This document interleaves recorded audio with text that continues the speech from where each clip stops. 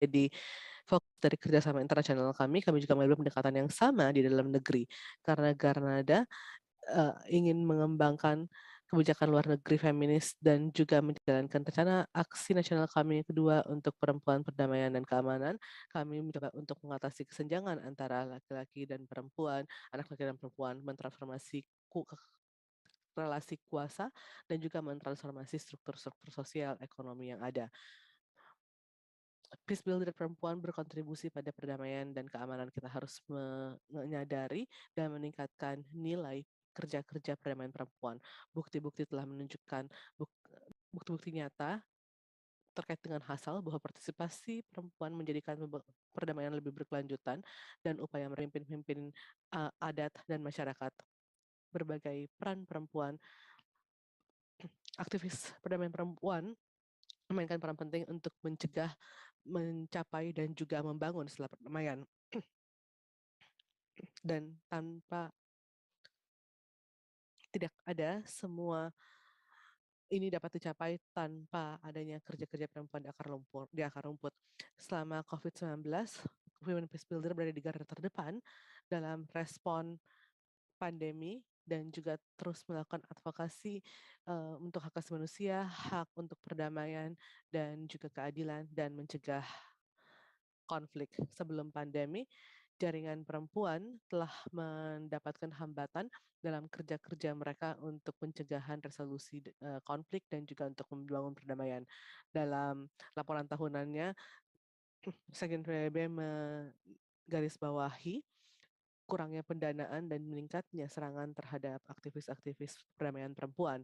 Secara global, sekali lagi melihat pada gugus tugas COVID, gugus tugas COVID ini tidak mewakili suara perempuan secara berimbang dan kurangnya keterlibatan perempuan dalam kepemimpinan politik dan pembuatan keputusan menghambat pencapaian kesetaraan gender dan analisis kesetaraan gender dalam respon-respon internasional dan membuat perempuan menjadi semakin marginal dan dikecualikan dari proses pembuatan keputusan yang nantinya akan membentuk masa depan mereka. Kanada sangat khawatir dan ini diperburuk lagi dengan berbagai faktor-faktor lainnya.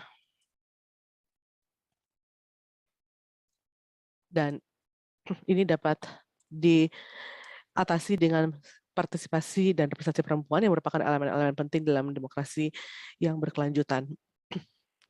Kanada mendukung inisiatif untuk meningkatkan peran perempuan dalam proses pemilihan umum dan juga institusi demokratis dan juga di sektor publik akan lebih banyak dan akan lebih dilindungi. Diskusi pada hari ini sangat penting sekali. Saya senang sekali bahwa saya diundang dan saya ingin berterima kasih kepada Anda atas kontribusi Anda pada hari ini dan saya juga mengakui semua kerja keras Anda yang Anda lakukan setiap harinya. Terima kasih.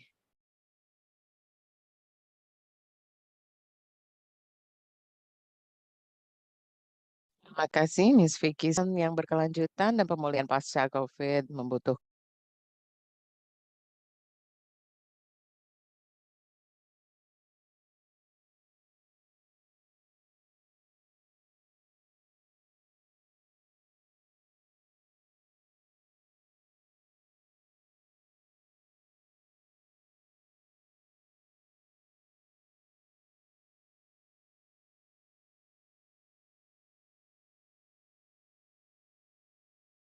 yang kami hormati, Ibu Wanda Charge d'Affaires Kanada ke ASEAN, yang kami hormati Ms.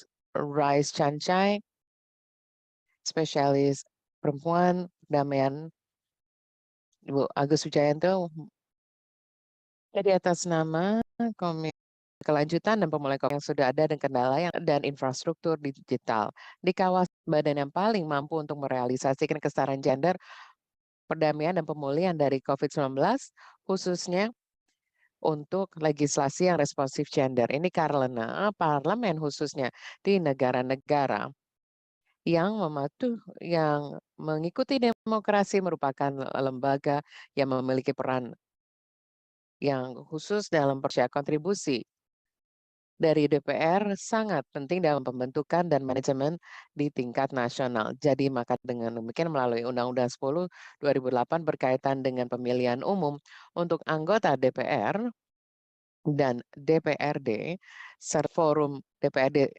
kawasan seperti AIPA atau Perhimpunan Nasional seperti IPU, DPR RI melalui Komite untuk Kerjasama Antar Parlemen secara konsisten menyuarakan bahwa dari masyarakat yang kritik. Sekarang ada 123 anggota parlemen perempuan di DPR RI, sekitar 20 dari kuota. Jadi masih di bawah sasaran 30%, namun kamu optimis bahwa lebih banyak anggota parlemen perempuan bergabung dalam masa jabatan berikutnya. Para rekan-rekan yang kami hormati, anggota parlemen perempuan Bksap juga secara aktif terlibat dalam hampir setiap prakarsa berkaitan permasalahan perempuan. Misalnya mereka bekerja secara insentif dengan pemimpin politik perempuan WPL, jaringan global dari pemimpin politik perempuan dan bangun platform pertukaran gagasan, pengalaman, dan juga praktek terbaik dari segi kebijakan yang responsif gender. Jadi delegasi perempuan yang mewakili komite juga berpartisipasi dan pertama dalam Forum Eurasian Perempuan EAWF pada 2021 di Saint Petersburg, Rusia, di mana anggota dari delegasi menekankan pentingnya melibatkan perempuan dalam mencapai tujuan pembangunan berkelanjutan khususnya tujuan nomor 6 kesetaraan gender. Lebih dari itu, komite terus berbina hubungan dengan pemerintah, media, masyarakat sipil, akademisi, dan pemangku kepentingan penting lainnya dalam upayanya meningkatkan peran anggota parlemen perempuan dalam merumuskan legislasi yang penting. Jadi rekan-rekan kami hormati, melalui sesi briefing ini diharapkan bahwa kita akan bisa meningkatkan pemahaman kita dan pandangan kita bukan hanya dalam melengkapi kerjasama kami di tingkat ASEAN, tapi juga dalam merumuskan legislasi dalam tiap parlemen nasional, khususnya berkaitan agenda demokrasi. Diskusi Anda sukses dan pertemuan yang meningkatkan peran kita sebagai anggota parlemen, khususnya dalam konteks legislasi responsif gender. Terima kasih.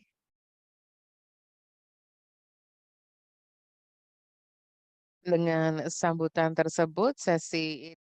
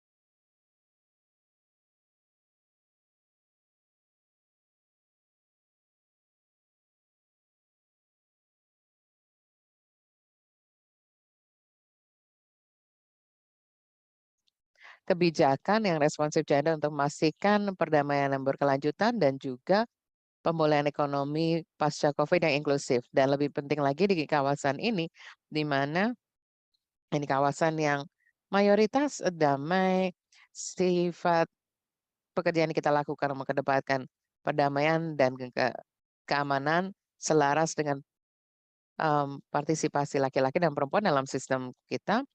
Hari ini saya ingin membahas beberapa topik untuk memulai diskusi. Yang pertama, untuk memberikan tren keseluruhan tentang partisipasi perempuan dan kepemimpinan politik kawasan ini. Saya juga dari kawasan ini, saya orang Thailand. Jadi saya sangat semangat, saya sangat terhubung dengan Asia. Ini merupakan kepentingan pribadi saya, serta dalam pekerjaan saya untuk melihat perubahan lanskap yang ingin saya bahas dengan Anda hari ini. Saya juga ingin mengajukan 2 pertanyaan yang saya harap ini bisa memulai ada kesenjangan begitu besar antara desain kebijakan dan praktek dan bagaimana perwakilan dan partisipasi politik perempuan dan bagaimana ini akan menghasilkan hasil kesetaraan gender. Kalau dan apakah memang benar atau tidak bahwa ini akan mencapai hasil-hasil berkaitan dengan kesetaraan gender. Jadi bukan hanya jumlah keterwakilan, tapi mutu substantif dari perwakilan dari berbagai kelompok perempuan yang beragam dan laki-laki. Dan penting untuk menyebutkan kita tidak boleh melupakan membina hubungan dengan.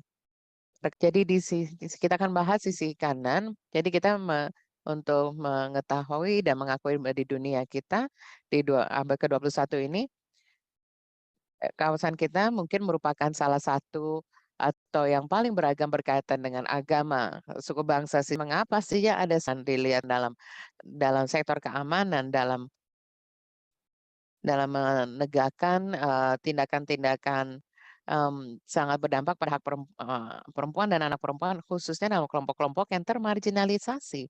Kita juga melihat peningkatan pemerintahan otoriter dan implikasinya pada kebebasan berekspresi, meskipun dan ini semua mengatasnamakan pembatasan COVID dan juga ranah online dan penyebaran disinformasi dan pendorong lebih besar dari konflik dan pemecah belahan yang jadi ini semakin beragam dan semakin sulit dan berdasarkan ideologi.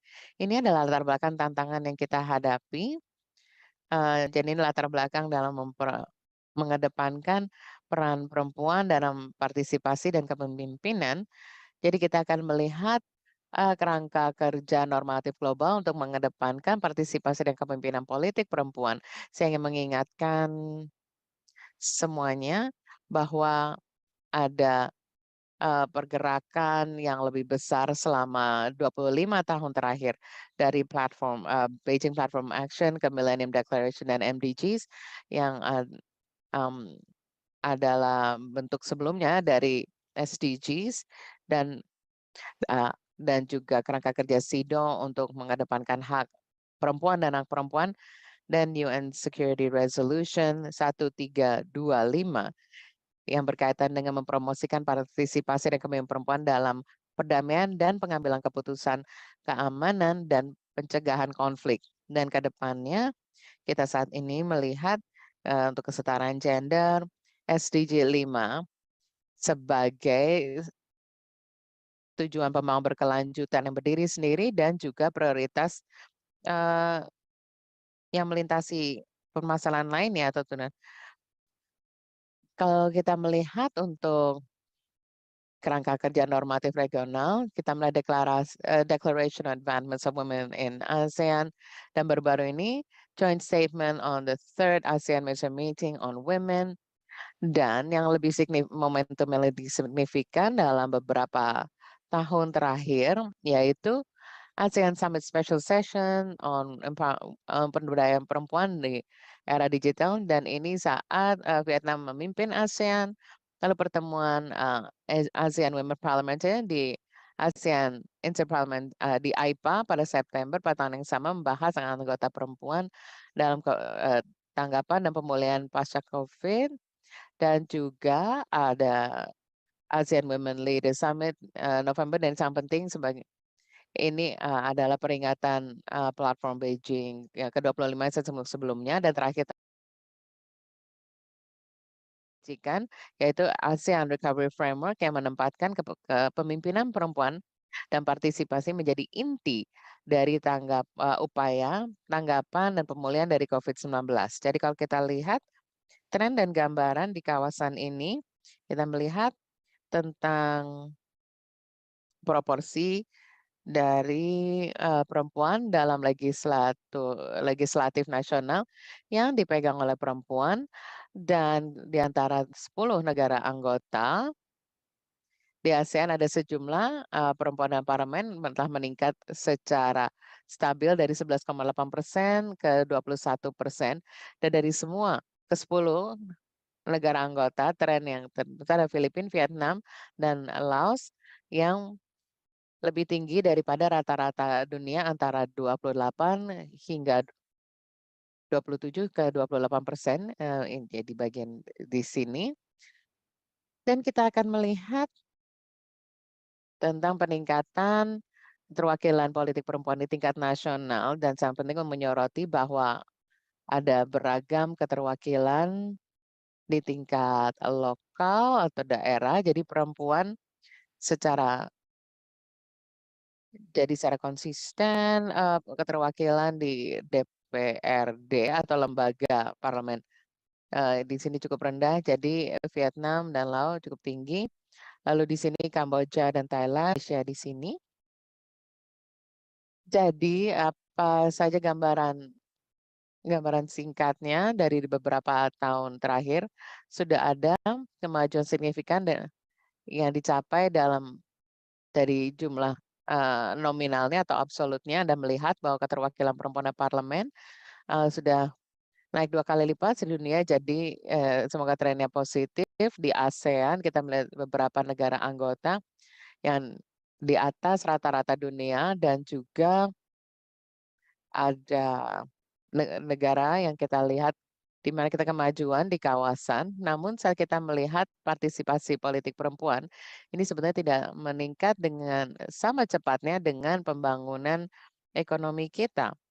Dan kalau kita lihat partisipasinya, belum tentu ini merupakan indikator yang memadai untuk peningkatan partisipasi politik perempuan. Jadi kita lihat laporan tentang kesenjangan gender, dan berbagai laporan menunjukkan perbedaan yang sangat besar antara peran perempuan dan meningkatkan peran mereka dalam ruang ekonomi atau dalam ruang swasta dibandingkan ruang politik. Dan salah satu hal yang disoroti secara jelas dari pengantar dari narasumber sebelumnya adalah meningkatnya kekerasan terhadap perempuan saat pemilihan, dan ini melibatkan intimidasi dan juga kekerasan psikologis, dan ini menyebabkan perempuan enggan untuk berpartisipasi dalam politik. Dan juga kita perlu menyoroti norma masyarakat, norma gender di masyarakat kita, karena UN Women baru melaksanakan survei sikap kesetaraan gender pada bulan Mei, baru diluncurkan, dan ada 2 daerah di 2 negara kawasan kita yang jadi ini menarik, ini Filipina dan Vietnam yang saya sebutkan memiliki statistik yang tertinggi sehubungan dengan perwakilan perempuan dalam badan legislatif. Dan kita bisa melihat di sini ada kesamaan dan konsensus tentang mengapa kesetaraan gender itu penting, mengapa harus ada kesempatan bagi perempuan dalam bisnis, dalam politik, dalam pendidikan, dalam hak perempuan, dalam semua bidang. Kita melihat persentase yang tinggi. Jadi untuk laki-laki perempuan ini yang kita lihat sebagai hal yang penting. Namun kalau kita melihat peran dan prioritas masyarakat, ini sangat kontras dengan aspirasi tentang mengapa sangat penting ada perempuan untuk mengambil keputusan, memiliki peran dalam sektor publik, dalam sektor swasta, dan ini sangat penting. Beberapa hal yang ingin saya soroti. Kalau kita melihat, ini ada pertanyaan-pertanyaan, ini presenter dari Rosmendon yang setuju dengan pernyataan ini. Kita bisa melihat secara umum mayoritas masih merasa laki-laki masih merupakan pemimpin politik yang lebih baik daripada perempuan. Ini dari Filipina dan Vietnam. Jadi kita tidak memiliki rincian untuk negara lain. Jadi ini hanya untuk menyoroti tentang persepsi dan sikap. Dan yang sangat menarik di sini adalah perempuan harusnya lebih sedikit bekerja dan lebih merawat keluarganya, baik laki-laki maupun perempuan merasakan hal yang sama dan ini kontradiktif dengan keinginan yang kita ingin lebih banyak peran perempuan dalam semua bidang. Dan saya rasa yang sangat penting dan juga merupakan indikasi dalam partisipasi perempuan di kawasan kita, kita harus melampaui kesetaraan, ketidaksetaraan antara laki-laki dan perempuan karena seringkali kita melihat eh, itu yang terjadi ini hanya pucuk dari gunung es. Kita melihat adanya kekurangan di masyarakat dan di politik. Kita harus melihat perbedaan, kita melihat perbedaan usianya. Kita lihat lokasi, baik itu perkotaan, pedesaan, status agama dan disabilitas. Dan kalau kita melihat interseksionalitas dari berbagai masalah, baik itu kelas, baik itu lokasi, apakah mereka datang dari ruang keperkotaan dengan pendidikan tinggi, atau latar belakang agamanya, atau minoritas, apakah mayoritas. Lebih banyak perempuan yang jadi kita lihat perempuan dalam strata yang terendah. Jadi kuota gender dalam sistem pemilihan umum. Jadi ini berdampak pada tingkat keterwakilan perempuan, tapi bukan itu satu-satunya cara untuk berubah dan menjadikan masyarakat menuju ke kesetaraan. Dan sebetulnya itu tidak mencukupi. Kalau pengalaman saya berbicara dengan berbagai orang di berbagai negara, kalau kita bicara tentang kuota gender dalam sistem pemilu, banyak penolakan atau resistensi. Jadi lebih banyak permasalahan berkaitan dengan persepsi dan norma ini. Jadi permasalahan yang mungkin perlu dipertimbangkan hari ini dan sebagai tren di Asia Tenggara ada tantangan juga dan permasalahan. Jadi saya selalu melihat tantangan itu selalu merupakan peluang, bukan hanya. Jadi kita tidak hanya melihat sisi negatifnya dan ini adalah permasalahan yang sangat penting. Jadi berkaitan dengan saran perempuan dan jadi satu hal yang sangat jelas. Hal yang kedua yang sangat penting adalah di kawasan kita, kita melihat kisah yang konsisten di 10 negara anggota dan kita melihat perempuan yang luar biasa akan naik ke jabatan bahkan di kantor presiden jadi Filipina misalnya menjabat sebagai presiden di Filipina misalnya, tapi masih tidak cukup hubungan antara perempuan di sebagai pemimpin dalam ruang pembuatan kebijakan dan juga gerakan perempuan yang melakukan advokasi dalam setiap harinya. Jadi gerakan sosial perempuan merupakan agen perubahan, tapi belum tentu mereka mendapatkan peran nasional dan pengambilan keputusan. Yang misalnya beberapa negara yang menuju lembaga-lembaga demokratis dan secara demokratis memiliki tata kelola pemerintahan yang demokratis ada berbagai ada kontradiksi, tidak ada garis linear antara pemerintah yang lemah, autokratis, atau pemerintah kuat dan demokrasi sudah tidak seperti itu. Kita melihat adanya kontradiksi perempuan yang secara tampilannya demokratis tapi mereka bergerak ke arahan yang autokratis misalnya atau sebaliknya. Dan ini menjadi lebih rumit dalam berkaitan dengan masalah ini. Jadi kebijakan progresif seringkalinya di beberapa negara di kawasan kita belum tentu diterjemahkan menjadi praktek. Ada kebijakan yang paling progresif di negara-negara anggota kita karena kita masih memiliki pemimpin agama yang sangat kuat dan juga ada para elit yang tidak mencerminkan kehidupan keseharian perempuan dan kesetaraan gender dan populasi yang lebih luas. Masih ada permasalahan tentang aktor ekonomi yang mengendalikan permasalahan-permasalahan doktrin. Kalau kita bicara masalah doktrin, dari sederhana ini adalah tentang keluarga dan agama. Dan ini permasalahan yang sangat kontroversial berkaitan dengan peran perempuan, yaitu di tengah keluarga maupun di ranah publik. Ini merupakan hal yang kontroversial. Dan sebetulnya ini berdampak pada kemampuan dan kapasitas perempuan untuk berpartisipasi dalam positif, baik secara positif maupun negatif. Gender dan norma gender dan untuk perawatan yang tidak bergaji dan pekerjaan a little bit over time, is that it's important to look at the possibility for change. And the possibility of change that I want to highlight here is that you have seen increasingly new generation of young female leaders that doesn't really quite fit into the dynastic politics, right? In Southeast Asia, you have impressive women that are leaders, but they are somehow connected to our male leaders, whether it's their father, their brother, their family ties, right? But we also see now, actually in Indonesia, latest election in 2019 was quite interesting on right. So there's different kind of like younger generation of leaders that's come into politics that does not necessarily have had that sort of political dynastic traits. Or there is an increment in political security sector that was highlighted earlier in the previous speeches around peace building, even at the local level or subnational level, around conflict prevention and resolution. And even importantly, looking at COVID-19 response and recovery, you cannot deny the role of women as a frontline responder, whether in health sector or in the community responder. The majority are women. And then we're looking at the inclusion in terms of addressing this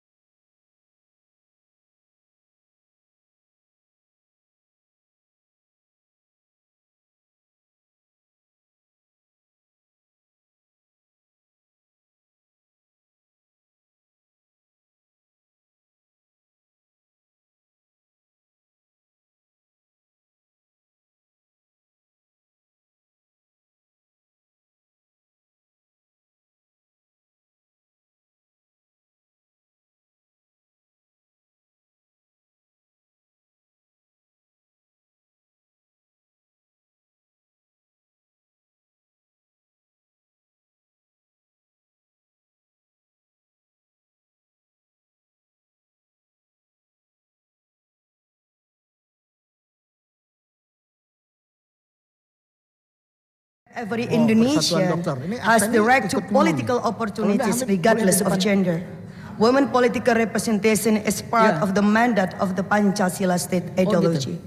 Women political representation is the realization of the fourth principle. Democracy guided by the inner wisdom in the anonymity rising out of deliberation among representatives. Through this principle, women participation and involvement in fair decision making is a must. Bapak-bapak Ibu sekalian, Thirdly, women's political representation is also globally backed by the UN through the CEDAW, the Convention on Elimination of All Forms of Discrimination Against Women.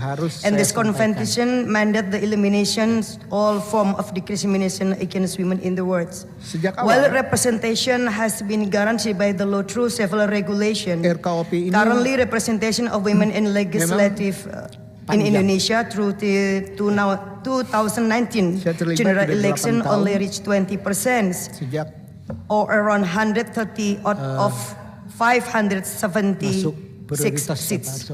This low percentage shows that there are still a lot of work to do when it's come to women political representation, and this should be resolved. Di Belanda, di Amerika. Honorable Parliamentarians, women's right to participation and also representation in all spheres of life is very important in fully realizing the role agents beneficiary of development by women. Women comprise half of the country's population. In Indonesia, almost 50% Indonesian population of women. But less than 25% of government elected position are women. Even less than 20% the seats of the parliament occupied by the women. Women in the key position in government have shown that they are as capable as effective as their counterpart in assuming leadership and decision making role. While men can do participate in crafting gender responsive laws and programs, but they cannot always nor fully represent the interests of women considering their differentiated needs, issues, socialization, and even experiences of the woman. Women participation in politics help advance gender equality, and it affects both the range of policy issues that get considered and the type of solution that are proposed. Many research and studies also indicate that the whether a legislator, male or female, has distinct impact of their policy priorities. Promoting women's presentation in elected bodies allow them to contribute the development and national building, and also to ensure that government leads to equal access to resources and to development results and outcome for both men and male, even girls and boys. Beberapa isu usulan dari But the kawan-kawan number yang saya tangkap, of women representation in Indonesia is still slow. Still big question. Why? The numbers of women's representation is still slow, even though we have so much regulation and even under our constitution is guaranteed. The slow increase women representation in politics may be attributed to prevailing patriarchal norm and values and also gender stereotype.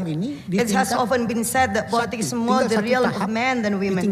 Gender stereotype that consider women as weak, emotional, and indecisive, qualities that are undesirable in negotiation and decision making, discourage voters from voting for women candidates. At the same time, the multiple burden experienced by most women when they bear most of the responsibility for performing domestic duties while they engage in political, economic, and social activities discourage women themselves from running from public office. It is important to ensure that women's representation will only be just a number. The challenge is to form a critical mass of women in elective positions so that their voice will be heard. At the same time, measures should be focused on building the capacity and enhancing leadership and decision-making skill of women to be able to affect change and influence policy discussion. And the full and active participation of women in legislatures, equal to men, is not just goal itself, but also central to building, sustaining democracies. The equal presence of women, their leadership and their perspective in parliament is essential, is the key to ensure greater responsiveness to citizen needs. Women are not minority. Yes, it is. But for political institutions to be democratically legitimate and responsive to all citizens, so they must be inclusive of the plurality of groups that exist within the population. So this requires greater representation of women in national parliament and also in broader diversity. Female legislator in Indonesia is also a good example. They belong to various backgrounds, ethnicity, so they can therefore bring a wide array of issues to the table for consideration and propose solutions accordingly. Furthermore, any democratic system benefits from having people from diverse background and life experience represents in its political institution. So it enables us to draw on the full array of capacity and skill in the population in shaping policies for the advancement of all. So why do women in politics matters? It's a matter of equity and human rights. It's important because both of which are concerns of democratic society. Broad representation of women in parliament has an enormous impact on what issues arise and how policies are shaped. Third, it also creates room and revise discriminatory laws against girls and women. Thank you very much, and I hope this session and this time is an opportunity to open more dialogue, to strengthen and to enhance and how to achieve more women to be seats in the parliament. Thank you.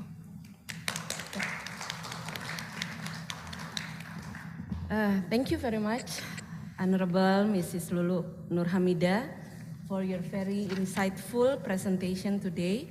I noted that there are some interesting and very valuable points that were highlighted, especially about gender equality. This will be later on put in our conclusion of today's briefing at the end. Now,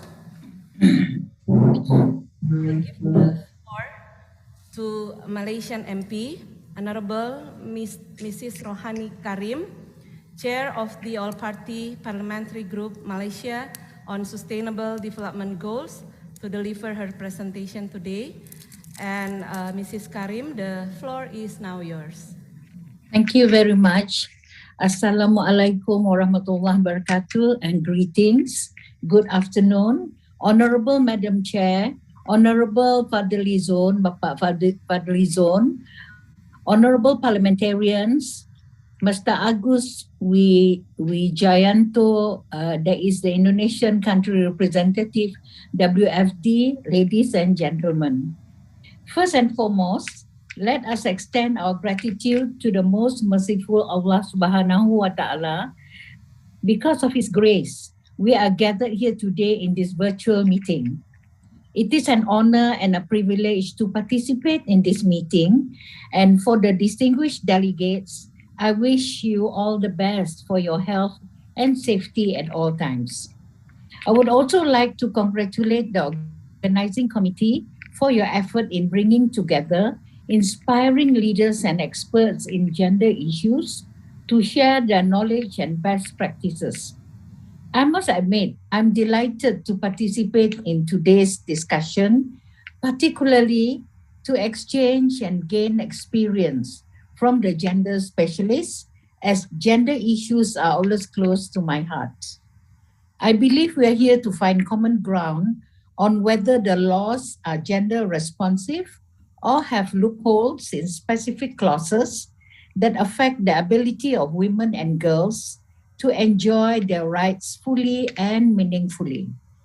This is important as in many countries, laws still do not explicitly ensure that men and women have equal rights on matters such as equal pay, employment rights, family law, and protection against harmful practices. This is crystal clear when Women, Business and the Law 2021 reported that women around the world only have 75% of the legal rights of men. However, the 25-year review of the Beijing Declaration and Platform for Action reveals that progress in legal reforms around the world provides a strong foundation upon which to build. 191 constitutions now contain provisions on equality and non-discrimination, and 24 include standalone provisions on women's rights. The 2030 Agenda for Sustainable Development determines government efforts to put in place legal frameworks that promote, enforce, and monitor gender equality, including repeal or reform of discriminatory laws. The importance of promoting gender equality and women's empowerment is stated in Indicator 5.1.1 that measures whether or not legal frameworks are in place to promote, enforce, and monitor equality and non-discrimination on the basis of sex. Distinguished ladies and gentlemen, Malaysia has been sensitive and responsive to women's voices as enshrined in our federal constitution. Article 8(1) of the Federal Constitution expressly ensures that all persons are equal before the law and are entitled to the equal protection of the law. While Article 8(2) of the Federal Constitution sets out certain situations whereby, unless expressly authorized by the Federal Constitution, there shall be no discrimination against anyone, including on the grounds of gender. The Federal Constitution was amended in 2001 to expressly prohibit discrimination against anyone on the grounds of gender in conjunction with Malaysia's ratification of CEDAW. Additionally, Section 36(4) of the Standing Order was amended in 2012 to ensure that members of Parliament are held accountable for sexist or condescending remarks about women. The section reads, "It shall be out of order for members of the House to use offensive language or make a sexist remark."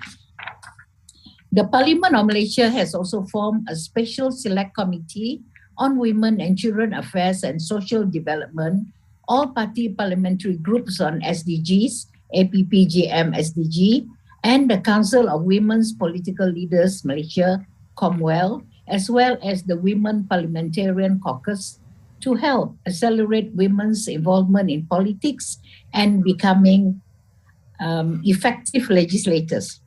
The primary function of these committees is to work as a check and balance mechanism and ensures the concept of separation of powers is practiced by the three branches of government, that is legislative, executive, and judicial powers. APPGM SDG provides a better understanding to the members of Parliament on the importance of localizing the gender equality, that is SDG 5, in every step of the way. Distinguished ladies and gentlemen, Malaysia has enacted the Anti-Sexual Harassment Bill to provide a medium for protecting both men and women against sexual harassment in the workplace, where claims against assailant could be filed through the establishment of a special tribunal. The legislation expands the legal recourse for the victims beyond provision in existing laws, including the Penal Code and Employment Act. The government reviewed and amended, whenever appropriate, the existing laws and policies and practices that are deemed to discriminate women, including the following: A, Pensions Act 1980, B, Land Group Settlement Act, C, Immigration Regulation 1980, D, Penal Code and Criminal Procedure Code, E, Employment Act 1955, F, Industrial Relation Act 1967, and G, Occupational Safety and Health Act 1994. The work to protecting and empowering women through legislation and policies also include the following. A, introduction of the Code of Practice on the Prevention and Handling of Sexual Harassment in the Workplace. B, reviewing the interpretation of the Sharia law, particularly the treatment of women under Islamic family law. C, adoption of the policy of at least 30% of women in decision-making level in both public and private sectors. And D, reviewing the Domestic Violence Act 1995 with a view to expand the definition of domestic violence and to provide greater protection to the victims. Distinguished ladies and gentlemen, laws have traditionally been made by men, sometimes without further consideration of the voices, perspectives, and priorities of women and girls in their design and implementation. Fragile progress on gender equality, including efforts to reverse discriminatory laws, enact new laws, and implement existing legislation, along with broader initiatives to achieve justice for all, are under serious threat. In this context, women parliamentarians should play their role as lawmakers to address the strategic needs of women and girls and encompass the enactment of new laws, amending or repealing laws which are outdated and inconsistent with constitutions or discriminate against women and girls. The implementation of good laws that conform to the human rights principle of equality and non-discrimination can help sustain efforts to move towards just, peaceful, and inclusive societies, environmental and climate justice, equal participation in decision-making at all levels, universal access to essential public services, and economic prosperity for all. Hence, women parliamentarians have a critical role to play in advocating, initiating, drafting, debating, and enacting law reforms to strengthen the rights of women and girls. Parliamentarians can hear directly from their constituents and use information gathered to shape the lawmaking priorities and agendas, including progressive gender-responsive legislation reforms that promote the principles of non-discrimination and equality before the law. It is important to note the task to ensuring that men and women have equal rights in law and in practice is the duty of all members of parliament from across the political spectrum, not just women parliamentarians. In addition, members of parliamentary committees can play a key role in analyzing and debating a bill into more detail. Members of relevant committees may draw on advice from parliamentary staff, government ministries, as well as expertise from women's rights, non-governmental organizations, academics, and other professionals. Distinguished ladies and gentlemen, gender-responsive legislation starts with amending or repealing laws that discriminate on the basis of sex, either explicitly or implicitly.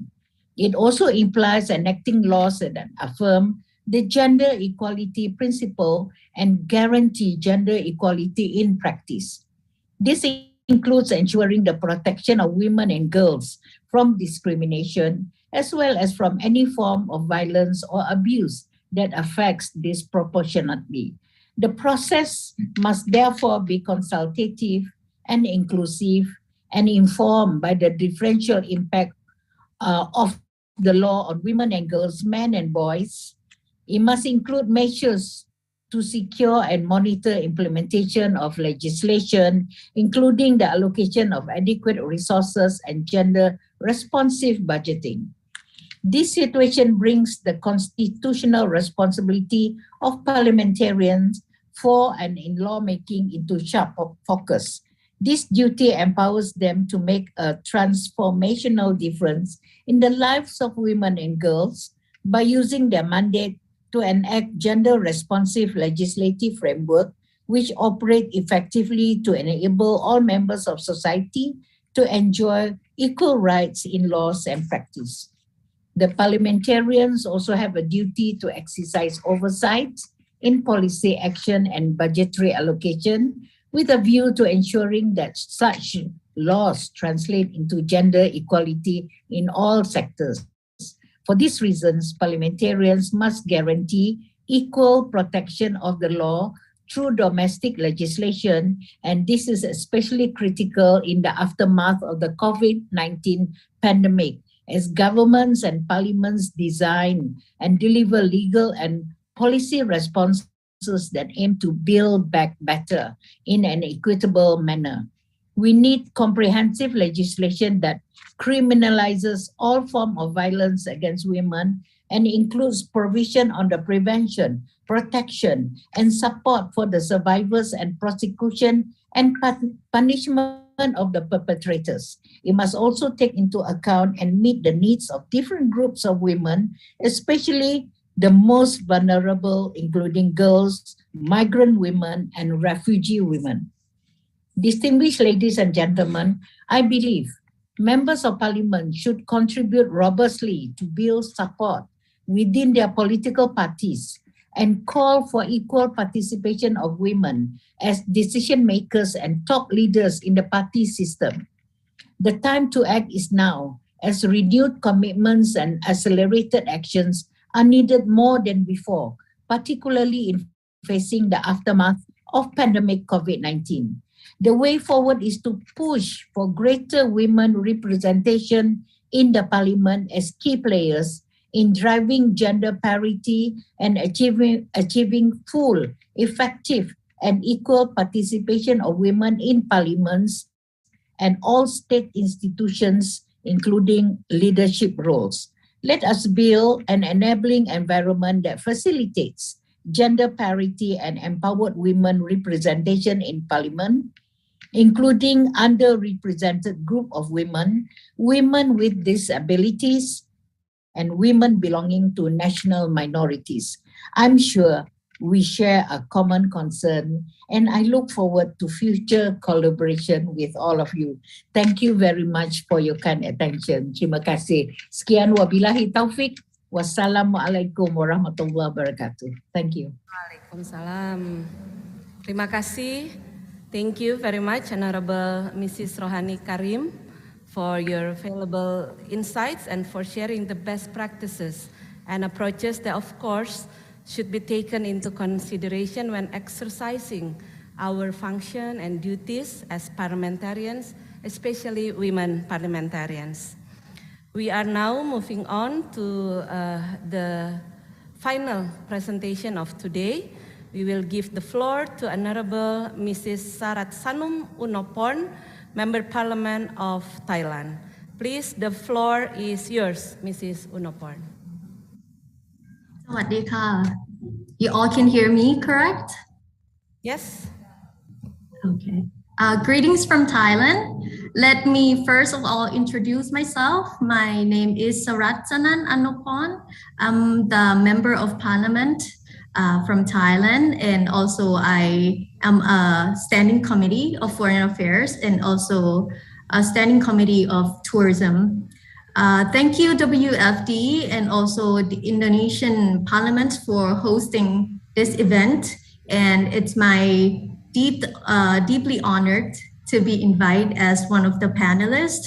Unfortunately, I'm just recovered from COVID-19 as well, so I didn't prepare such a insightful speech to the panel, but I would like to share some of my comments and also share my experience as a parliamentarian, and also I represent the young female, the minorities from our parliament, because Thai parliament we have 500 MPs and female MPs only represent 14%, or only 76 member is a female. That is a significantly low than the average world's parliament, that is about 20 something. So we still have a lot of work to work on when we talk about politics in Thailand.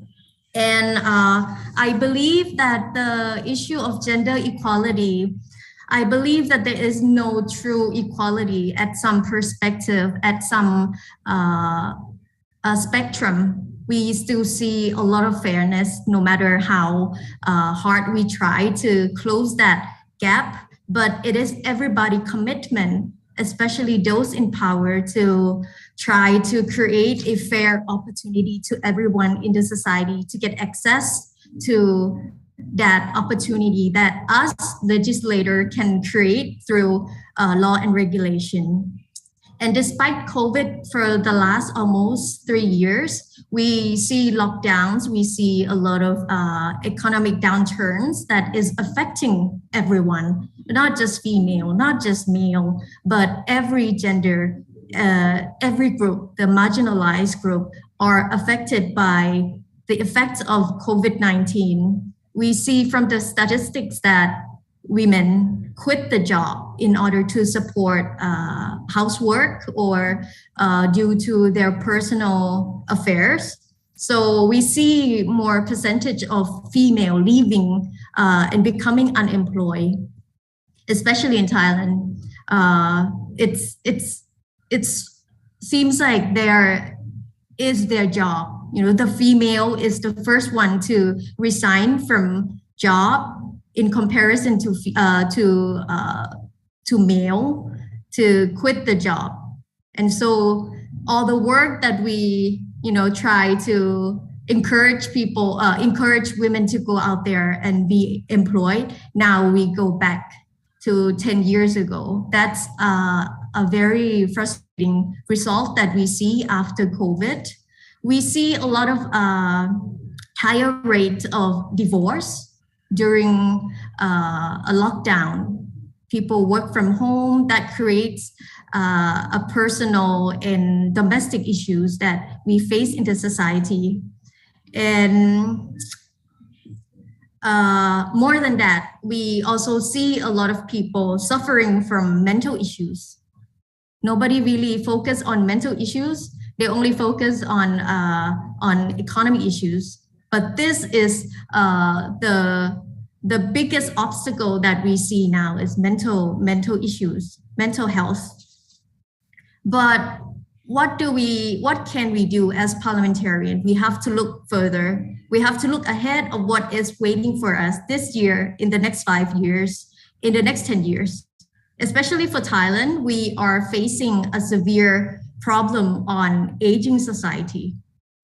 Aging society, we only focus on old people, but we forget to focus on the health of the older people. That is the role of politicians, to really focus on the policy, the real policy that is workable, that can be very beneficial to the older people in the future. Not in the future, but actually now. We have a lot of old people who are being overlooked by the government. In Thailand right now, for the policy for older people, we only give out small cash, monthly cash to old people, and it does not even good enough to help them, to support them for their expenses during the pandemic. I think Thai government give out about $20 each month to support old people. And that we have to work on. And if we talk about legislative role, Thai Parliament, not only that we focus on having more female politicians in the Parliament, but we give a lot of emphasis on a variety of gender. We have LGBTQ representatives from many parties. We have quite a few numbers of LGBTQ members. We have a representative representing tribe, Hill tribe, from those who are from the outskirts of the country, and also we have disabled MP as well. that is where we're going. We are trying to select representative that belongs to all groups of people, and policies that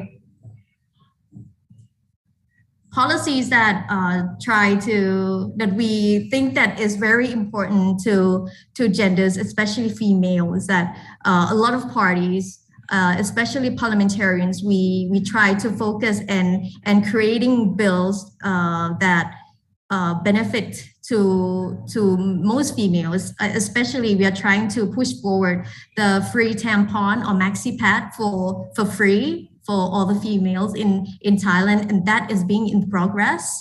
And also we have a standing committee, and also we are debating on bills that will protect female women from raping. And so we are suggesting whether or not if we should legalize sex toy. A lot of studies has been debating whether sex toy is a good way out for easing rape rate in the country. But we also have a lot of barriers, a lot of obstacles, and also different perspectives from those conservative people who see differently. And also we have a strong religious belief against all this kind of thing. So it's been quite an important and also very interesting debate that we are working on, but hopefully we have a fruitful result in rape protection law in Thailand. More than that, we also work on maternity paid leave, in order to support women trying to balance work and trying to balance family affairs. Trying to encourage female to go out, not just only supporting the family, being a housewife. This is what the parliamentarian now is trying to work on.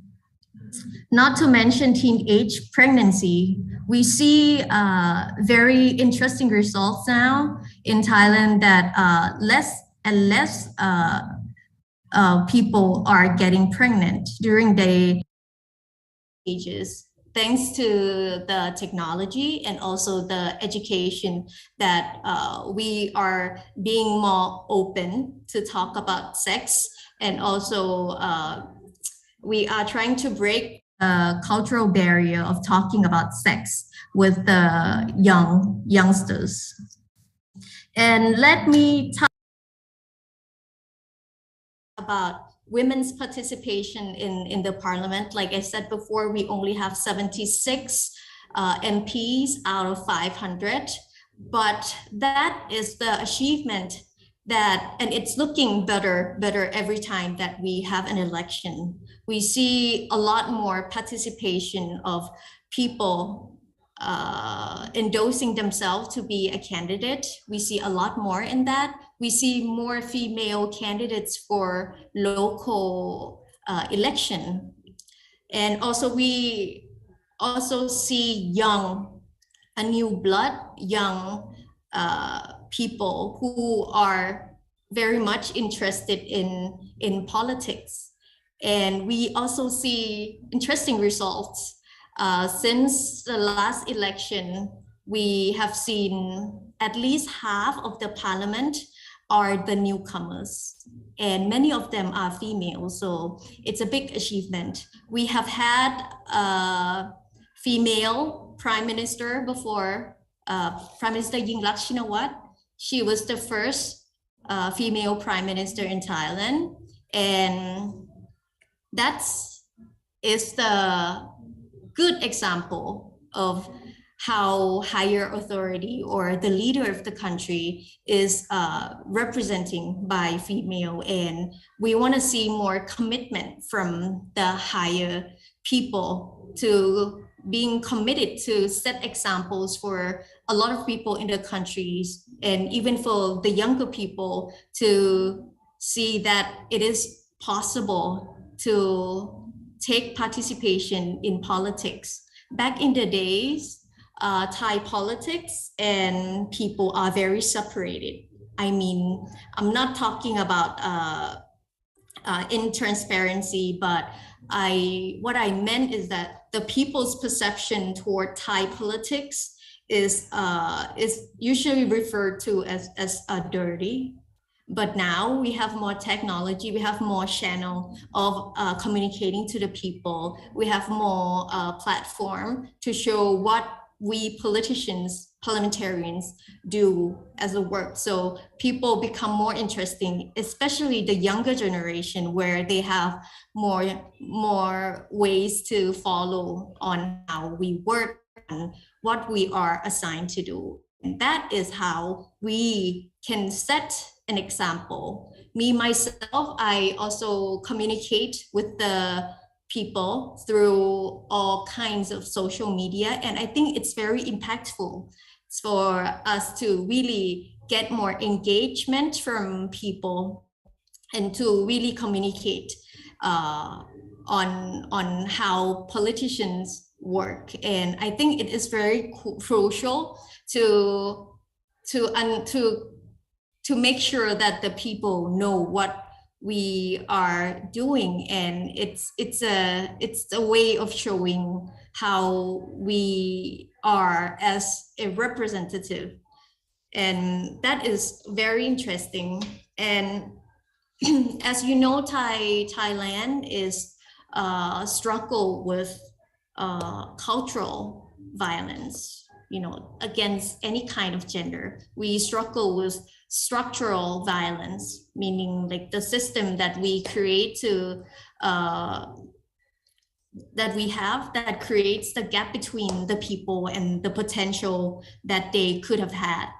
And many institutes in Thailand, like religions, we are Buddhists,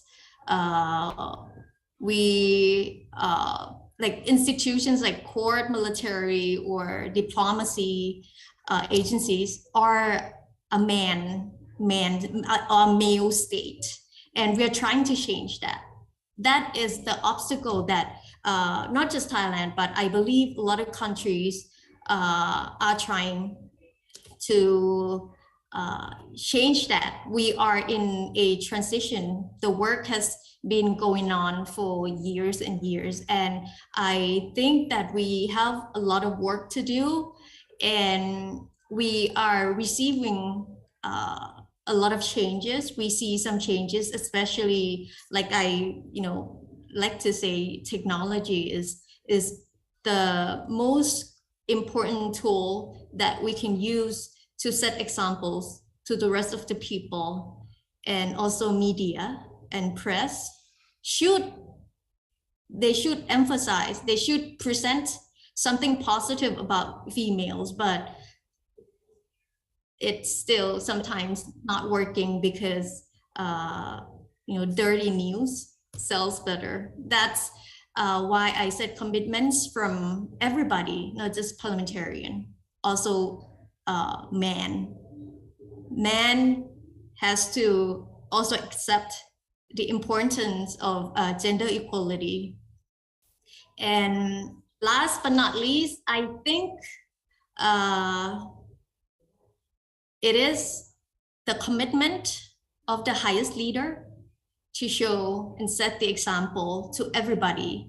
If the highest leader, ministers, commit to these issues, I believe that also can change the mind of the culture, set the mind of the society, set the expectation of everybody, and how we treat each other can be given an example through powerful leaders. Thank you.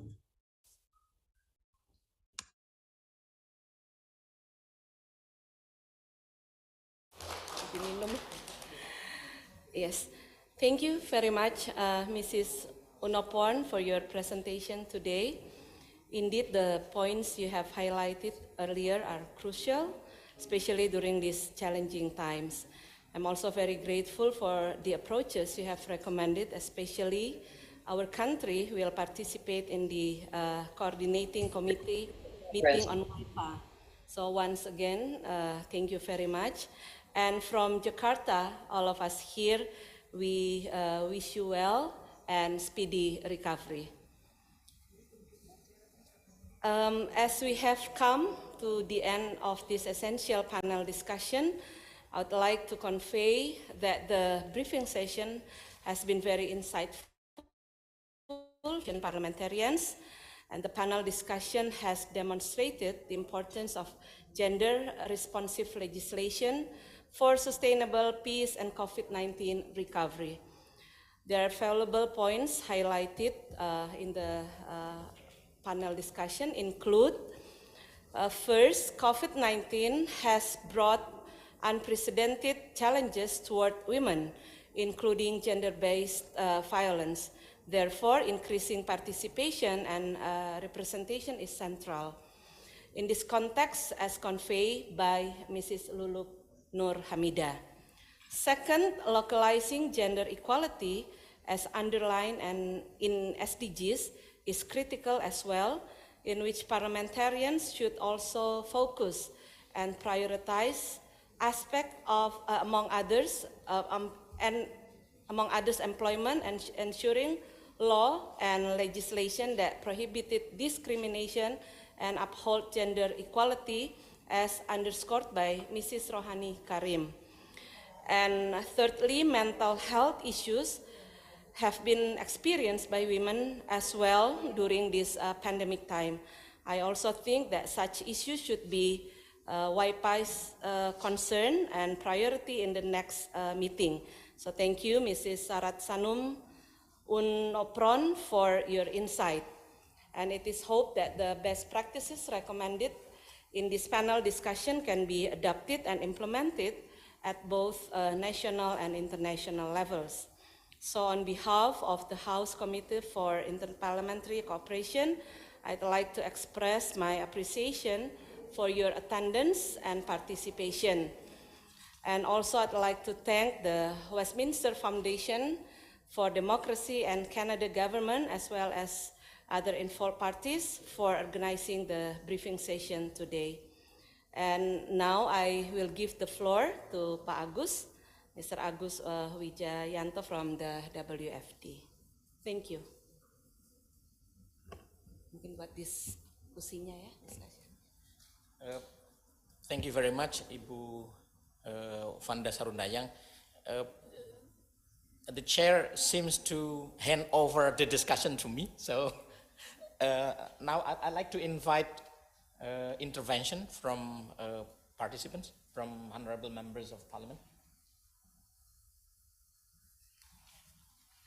Okay, thank you very much. Bismillahirrahmanirrahim. Assalamualaikum warahmatullahi wabarakatuh. Good afternoon, everyone. Thank you, Madam Irene, Madam Lulu, the Honorable Madam Vanda, and then Madam Vicky, and then also the Honorable Mr. Fadlizon. Thank you for giving me the floor, and in this opportunity I would like to give several points regarding our discussion today. So, yeah, ladies and gentlemen, it has been 22 years since the adoption of the historic United Nations Security Council Resolution 1925 on women, peace and security. And embraced as well by the ASEAN, the resolution represents 4 pillars of women, peace and security agenda. The first is participation, the second is protection, the third is prevention, and the fourth is relief and recovery. So given the history of conflict and also the humanitarian crisis that produce severe and negative outcomes, including poverty, and then mass displacement and gender-based violence towards women, ensuring women's representation, participation, and also the inclusion of gender perspective in peace process remains very urgent, not to mention their positive contribution in promoting long-lasting peace and stability in the region. Ladies and gentlemen, Indonesia is very committed to ensure women have a significant role in peace and security. In 2020, UN Security Council Resolution 2588 regarding women in peacekeeping operations initiated by Indonesia was passed to increase the role of participation of women as agents of peace. And in 2021, Indonesia was reported to contribute to at least 183 women peacekeepers serving in various UN peace missions. And on this note, Indonesia is currently the 7th largest contributor of female peacekeepers in the world and the largest in the ASEAN. So through the Parliament's function and duties, we will continue to ensure that the government prioritizes gender dimension and continue to increase the number of and support for women in major peace process. So in this regard, it should go beyond appointing or electing a larger number of women peacekeepers, but also ensuring that they have a major role to drive positive change and resolve issues affecting women who live in conflict situations. So, above all, achieving regional and world stability requires extensive cooperation and collaboration among Asian member states, including the Parliament as well. So here, we must remain determined and ensure women is at the heart of conflict prevention and also the resolutions. And on this particular note, I really hope that the next coordinating meeting of WIPA will increase the awareness of the importance of incorporating gender lens in the Parliament's duties in order to achieve sustainable peace in the region and also the world. So maybe that's all that I can have to say. Thank you very much. Hope we're all doing well. Assalamualaikum warahmatullahi wabarakatuh. Waalaikumsalam. Thank you, Ibu Ratia Megasari MP. Next, please. Could you please introduce briefly yourself? Then. Okay, thank you. Assalamualaikum warahmatullahi wabarakatuh. Good afternoon, everyone. First of all, I want to introduce myself. My name is Ade Rosia Khairunisa, in Human Rights in Commission 3, but even though I'm not in Commission 10, but in this session, I would like address some several points in this particular panel discussion. Advancing gender-responsive legislation in these challenging times require proactive and inclusive public participation approach, including toward women. Womanful and effective participation is a prerequisite to eradicate gender inequality and achieve SDGs by 2030. Participation strategy, we, women parliamentarians, can truly identify and examine diverse socioeconomic obstacles facing women and girls due to COVID-19, as well as their specific need from the recovery phase responses. Among others, Indonesian parliamentarians exercise it through visiting our constituencies, and in addition, the Indonesian House has also adopted Legislation Information System or SILEG on its website, where people can easily submit their aspiration.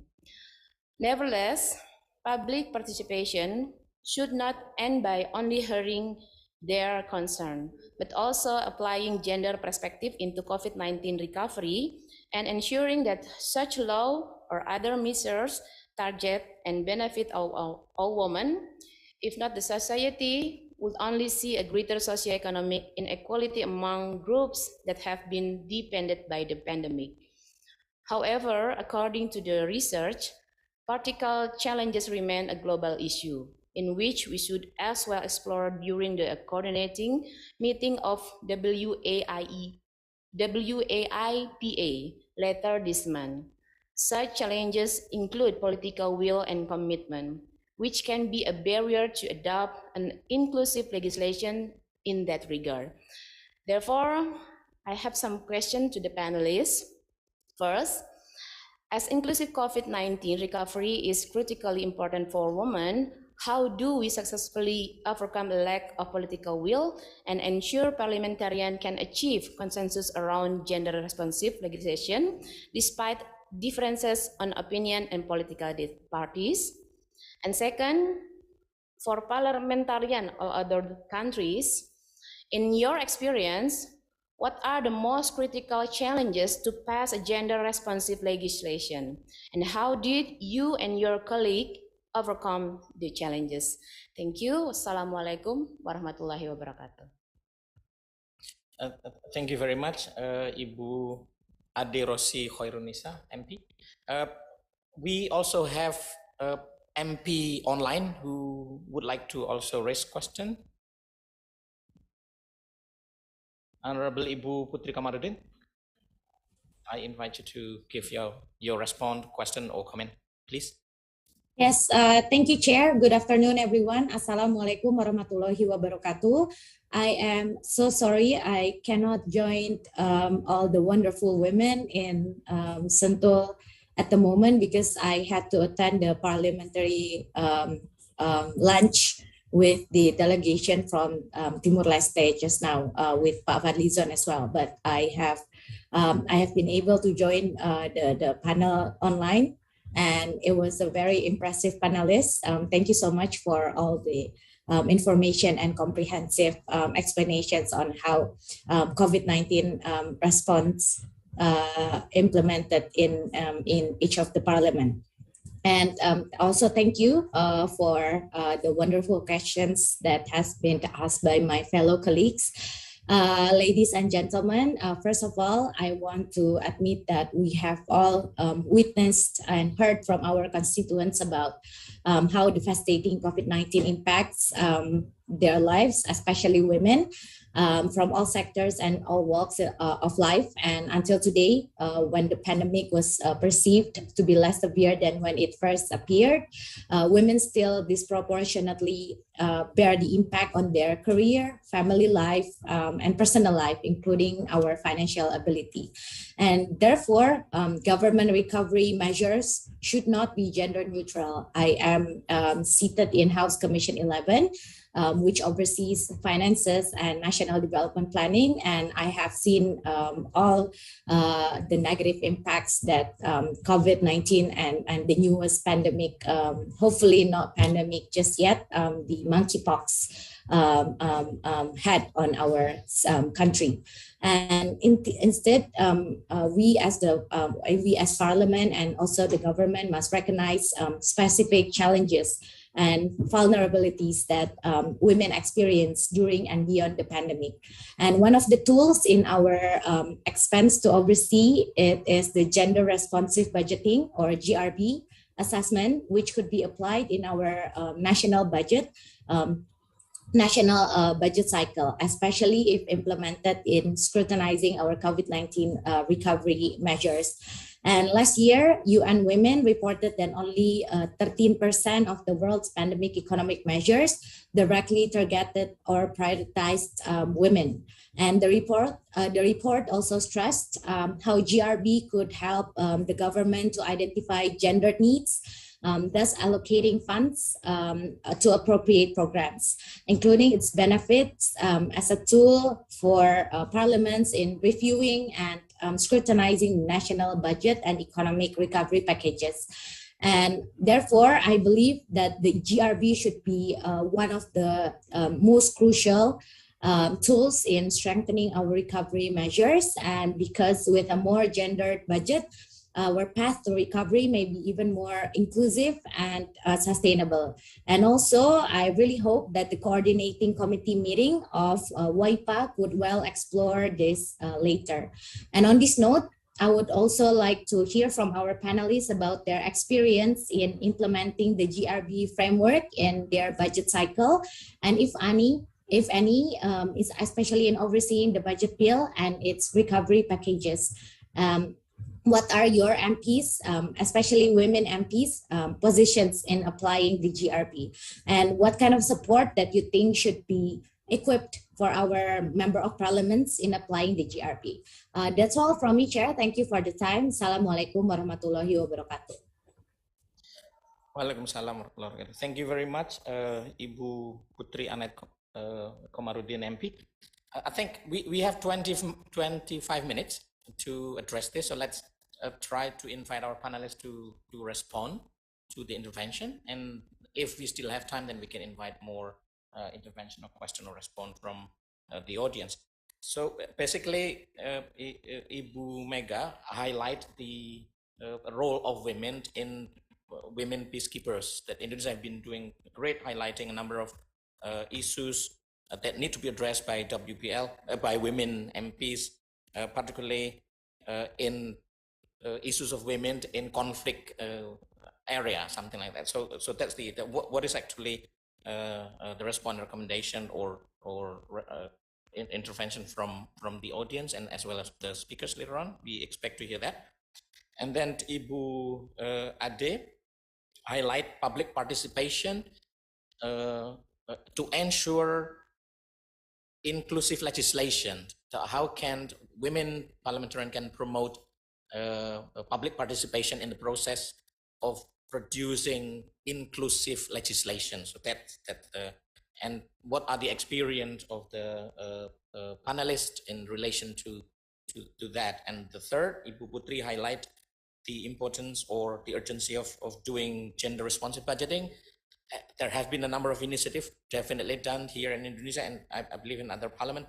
But then how will, based on the experience of panelists, how will this can be promoted to ensure that when addressing the sustainable and inclusive COVID-19 can actually benefit equally genders, equally, not only women, but also all genders equally. So I think that's the highlights of the question and response from the participants. Now, let me invite the panelists. Ibu Lulu can give the first response, and after that we can invite. Yeah, thank you very much for very meaningful response from all the participants. I think I just want to share a little bit our experience, how women can do some meaningful achievement in the parliaments when we have more groups in the parliament. Just example for the law or the bill of sexual violence recently that we passed on. This is just a good example that how women can do and how women can express freely and how women can collaborate within parliament's members and also in the caucus. And we always say women's caucus in the parliament is just another fraction, or it's like the 10th fraction in the parliament, because this is can break the barriers among other fraction in the parliament. And also this is a good example that how we open a collaboration and synergy with other groups in the society. Just example, civil society organizations, can we say that? And also some professors and also some pressures group, even many other organizations in the society that they are really support to these bills, yeah. And we can say this is the model that how we work in the parliaments alongside with other groups in the society. And another ones, now we propose another bills. This is also I think it's very important for women issue, because this bill, we can say RUU KIA or Kesejahteraan Ibu dan Anak or Women and Child Welfare bills is new that we propose and just recognized as initiative bills in the parliament. And we are now waiting for, how to say, DIM, yeah? Yeah, daftar infant, apa English ya? Inventory some issues, yeah, but now it's still under governments and we are waiting to discuss more. And it is very meaningful, I think, to improve the quality of life for women, especially for women's workers, because this is the first time that we encourage more women to be brave, to enter the public spheres without any worry, because the maternal rights is fully protected by the government. And through this bill, we give 6 months maternal leaves and also 40 days father leaves. So it is revolutionary, I think, for the situation of Indonesia, because at this moment, if we understand, Indonesia still have a very big problem in facing of stunting or malnutrition, and we still have a very high situation of maternal mortality rates, 305 per 100,000 births life, yeah. And also angka kematian anak is also very high. And this is our pictures actually, because in my view, it's a bit paradox and ironic, because Indonesia is a presidency G20, correct? But at the same time, we still have this such a problem. We now 77 years Indonesian independent, but the situation of women health care, the situation of mother's mortality rate are still very high since Indonesian independence. So through this bill, was proposed by us women, as a woman in the legislation committee, is this a good example that how women can do more than men to propose such inclusive legislation.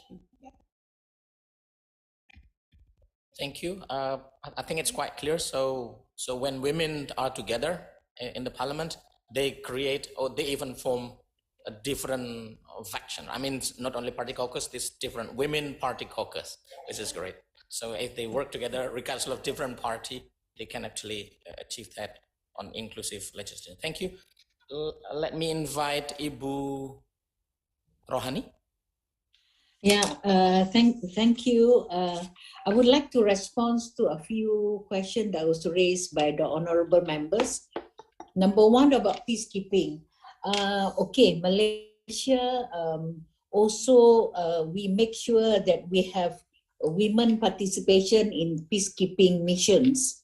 So in Palestine, we have a good proportion of women peacekeeping component, especially in the medical side. You know, from the army, they are from the medical side, and so when they are there, they make sure that you have the women's touch there, and at the same time, you try to assist as much as possible in this peacekeeping mission. And I think it's quite an impact, you know, having women, both women and men there. So it's because victims are both men and women. So you can have the women's perspective, the women's touch, and the men kind of thing working together, helping in these peacekeeping areas. Now we come to gender responsive budgeting. We are very much into it. I think if you find out from the WFD Malaysia, I think we are doing a lot of engagement, not only with women parliamentarians, but in fact, WFD Malaysia is also engaging with the men, so that the men also come on board to also discuss about gender responsive budgeting. And as we are talking today, I think the Ministry of Finance is having a very good discussion on budget, having gender responsive budgeting in mind.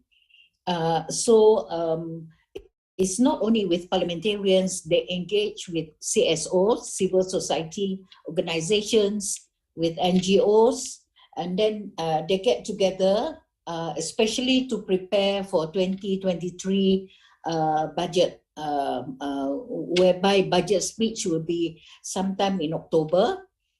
So they are coming together, giving input, and then actually gender responsive budgeting has been there all the time. We don't legislate, but it is in all ministries' policy direction.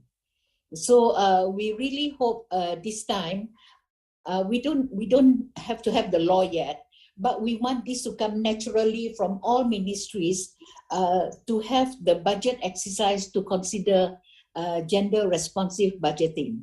So this is something of which even I, as chairman of the all party parliamentary group, I'm the chairman, we are bipartisan.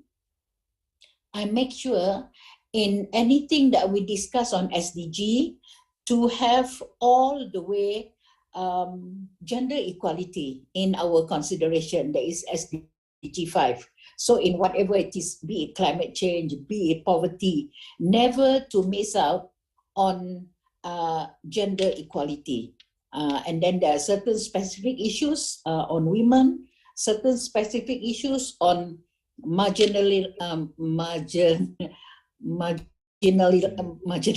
group like the OKUs, and even on children and those old folks. So in fact, COVID-19 is a lot of lesson learned. So I think it is all over the world. It's not just in our countries on this part of the world, but it's all over the place. It is like kita orang Islam, we say, it's a lot of muhasabah diri. You have to do a lot of internalizing to see maybe all along we lacker, we have been looking into other aspects, but with COVID-19 coming in, it is really a blow. It is really a knock. Hey, look at ourselves. Come to terms with what you have and how to strengthen internally yourself as well as the whole nation. So SDG, localizing of SDG, we make sure that all the way we have gender equality perspective, so that localizing, the way we do localizing of SDG, we make every member of parliament, men, women, every member of parliament to be champion of SDG in their own constituency. Thank you. Thank you, Madam Rohani. So I think it's not only in Indonesia, but it's also in Malaysia. We can hear that gender responsive budget is also something that is highly promoted and advanced. And Malaysia also plays significant roles in, role of women in peacekeeping as well in the regions. Next, I would like to invite Ms. Sarat Sanun to respond to the intervention. Hi.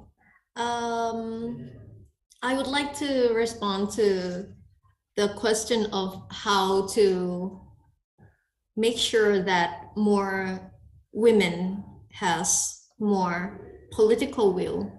It's actually depends on each country, each culture, each of their norms and beliefs, like I mentioned before.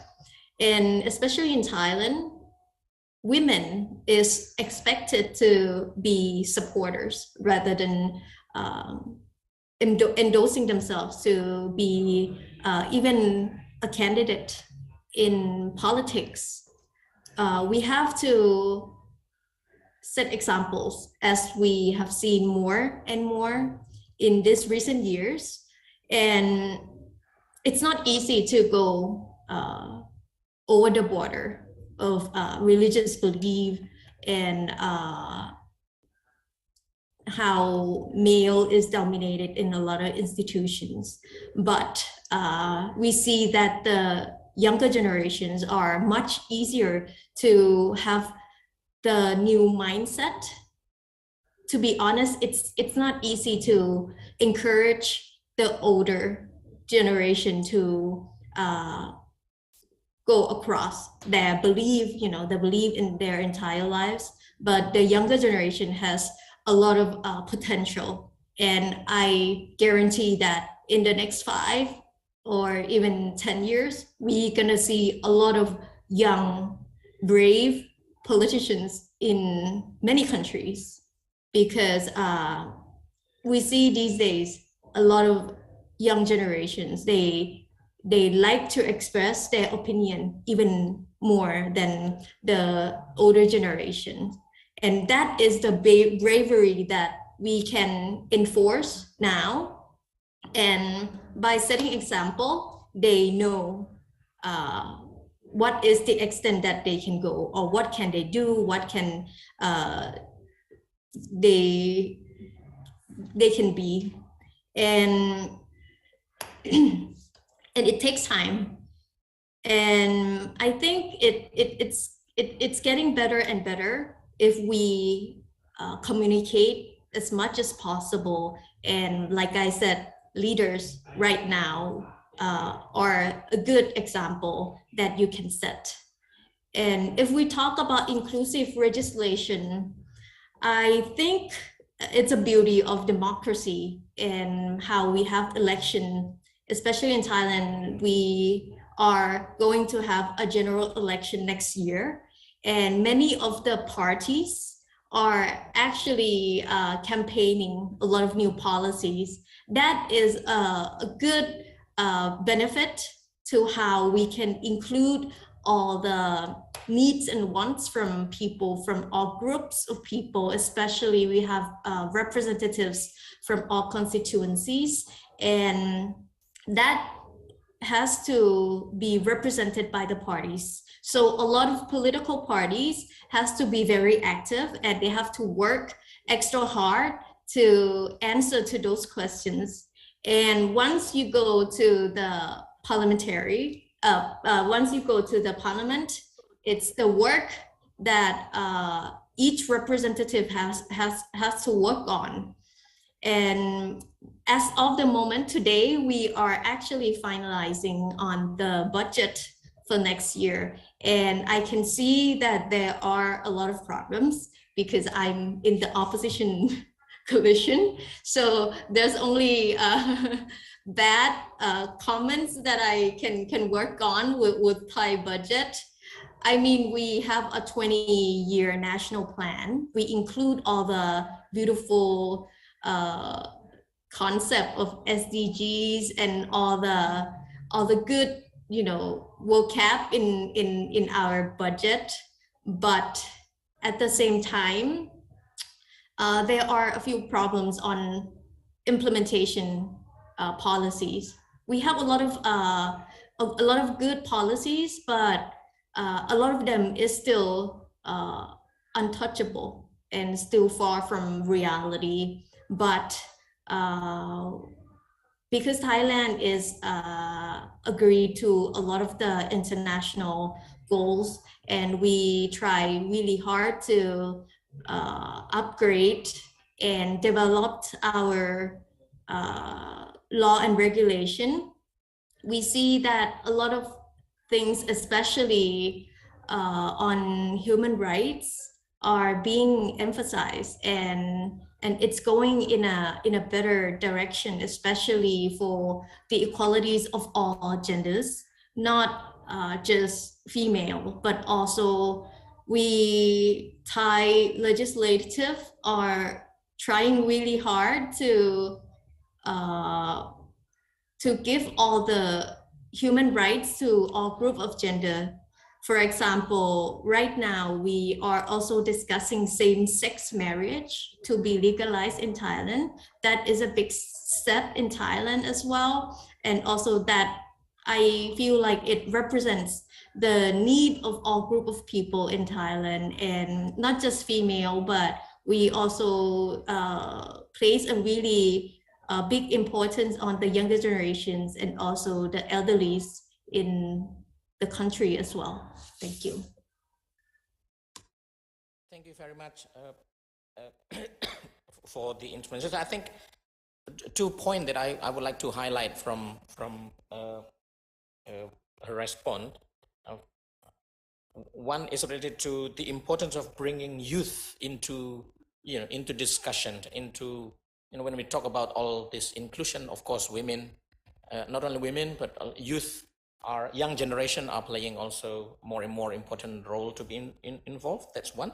And secondly, I think it's also good, in her opinion, that we also not focus on the legislation making, the budget debate only making, but also on the implementation. There are many good on paper, wording, document or interventional policies, but then implementation is something that need to be paid attention as well. So I think we still have 7 minutes before we come to our closing. Do we still have 1 or 2 more response from the participants?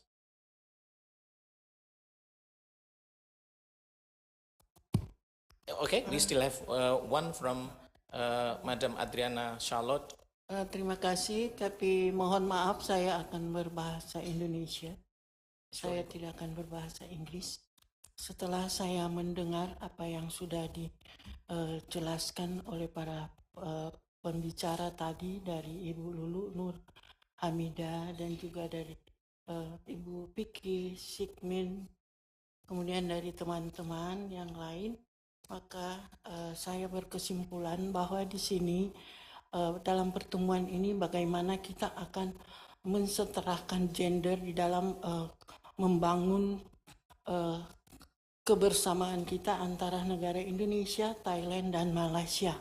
Dan oleh karena itu dalam kesimpulan saya ini untuk mendorong agar perempuan itu berpartisipasi aktif di bidang apapun, di bidang politik ataupun di bidang sains dan dimanapun, itu perlu memang kita akan harus mendorong, karena era perempuan itu sangatlah penting. Karena kita lihat sendiri, kalau kita melihat dari kerukunan yang paling mula, dari pertama itu adalah perempuan. Peranan perempuan paling penting. Kenapa saya harus bilang peranan perempuan paling penting? Karena di dalam keluarga yang berperan penting adalah perempuan. Perempuan pertama mendidik anak di dalam keluarga. Dan dia akan mendidik seterusnya kemana anak itu akan berkembang dan seterusnya. Kalau kita peranan perempuan itu penting, di mana seorang ibu atau seorang perempuan dalam keluarga menjadi teladan, pasti dan seterusnya perempuan itu akan menjadi teladan dimanapun dia berada.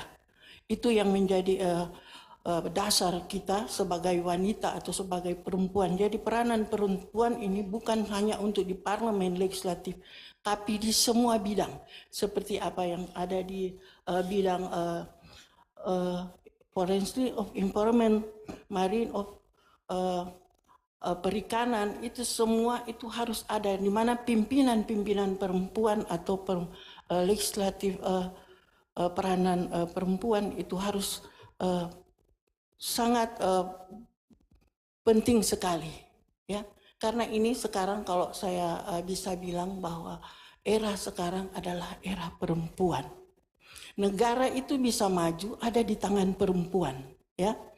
Negara itu bisa maju ada di tangan perempuan. Surga ada di telapak kaki ibu. Itu, terima kasih. Thank you very much, Ms. Adriana Charlotte Tundukambi MP. So I think that's kind of making a kind of conclusion, even the statement that, it's in Indonesia, in Malaysia, in Thailand, we heard from the speakers that the role of women are crucial in ensuring the 2 issues that we're bringing in the discussion today. One is the sustainable peace. The second one is inclusive recovery of post-COVID. How can we make sure women can play significant role in making sure that policies, legislation, budget, which is allocated by the government, is going to benefit equally all the genders, and women can play significant role on that. How then the next question will, because this is a briefing session prior to the IPA and WIPA meeting, so how can then these 3 countries, or if possible go beyond the 3 countries in ASEAN, how can then this topic can be advanced, can be highlighted, can be promoted into the WIPA coordination meeting in coming soon. Then also the the chairman of Indonesia when chairing the IPA next year. So with that, I think we can come to the end of our discussion today. And to conclude, I would like to invite Ibu Irina Roba Putri to give a closing remark. Ya, terima kasih. Yang terhormat Bapak Ibu anggota parlemen beserta hadirin sekalian, pertama-tama sebagai anggota Bksap DPR RI dan juga Vice Chair of WIPA, saya ingin menyampaikan bahwa briefing season yang telah kita selenggarakan hari ini membawa manfaat yang luar biasa bagi seluruh anggota DPR RI yang berkesempatan hadir pada sore hari ini, baik secara daring maupun secara luring. Para panelis dan juga pembicara lainnya telah menyampaikan berbagai perspektif dan juga informasi yang pastinya berharga dalam diskusi ini untuk dijadikan contoh dan pastinya untuk diimplementasikan sesuai fungsi dan tugas kita sebagai anggota parlemen. Meskipun kita telah sampai pada akhir dari pertemuan penting ini, kerjasama dan kolaborasi antar parlemen dan juga pemangku kepentingan terkait lainnya tidak boleh berakhir di sini. Briefing season ini mengidentifikasikan bahwa kita perlu memperkuat dan juga memperkuat upaya dalam memecah isu yang mempunyai dampak negatif kepada perempuan. Kita harus melakukannya secara kolektif, ini tidak bisa dilakukan sendiri-sendiri ya, karena kita yakin jika bersama kita akan lebih kuat ya, termasuk melalui forum-forum internasional. Perlu diingat kembali bahwa Coordinating Committee Meeting of Women Parliamentarians of IPA akan diadakan akhir bulan ini, nanti tanggal 30 Agustus, di mana pertemuan tersebut juga akan mencakup strategi holistik untuk memajukan kesetaraan gender dan sepenuhnya membuka potensi perempuan sebagai aktor kunci untuk pemulihan COVID-19 serta keamanan dan juga perdamaian di kawasan. Sehubungan dengan pertemuan WIPA tersebut, saya yakin kita semua anggota parlemen yang berkesempatan hadir dan juga peserta lainnya yang hadir sepakat atas beberapa poin yang perlu dicermati yang tadi juga sudah disebut beberapa oleh Pak Agus. Saya mungkin ada 3 poin yang ingin saya utarakan dan harapannya semua kita di sini sepakat.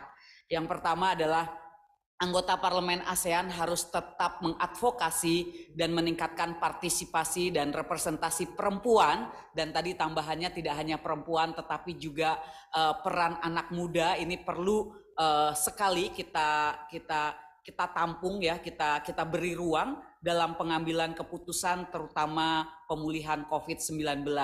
Dan yang kedua, kita juga harus terus meningkatkan visibilitas dan juga pengaruh utamaan pemajuan hak asasi manusia dan pencegahan pelanggaran hak asasi manusia seperti kekerasan berbasis gender dalam pertemuan AIPA khususnya di General Assembly nantinya kita akan kuatkan poin ini. Lalu juga yang ketiga adalah melalui pertemuan ini juga ini ada Sekjen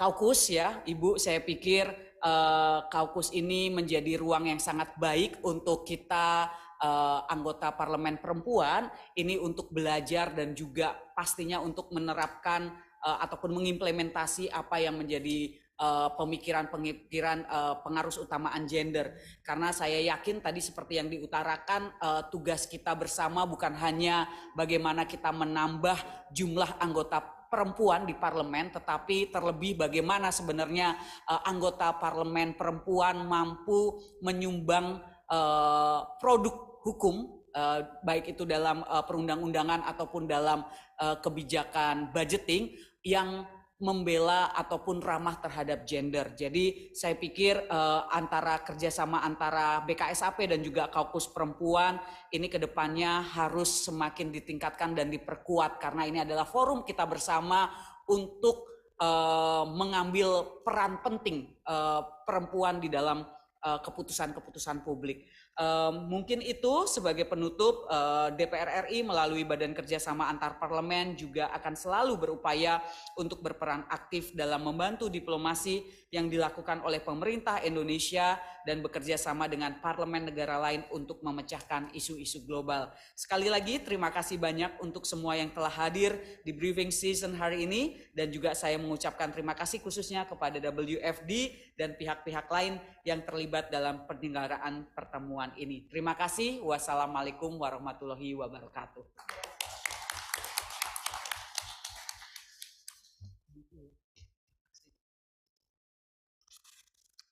Oh ya, Bapak Ibu, dengan demikian berakhir acara kita. Terima kasih banyak sekali lagi pada Bapak Ibu Bksap yang telah menjadi host, kawan-kawan yang lain juga. I would like to thank also Vicky Singh for spending your whole afternoon with us. That's great. And the committee would like to have the parties, would like to have a joint photo session. Hopefully that everyone's still here. Yeah.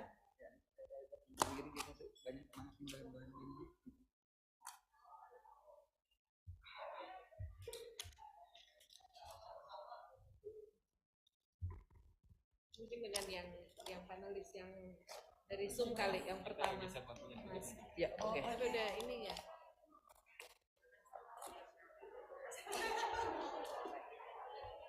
Oh, yes.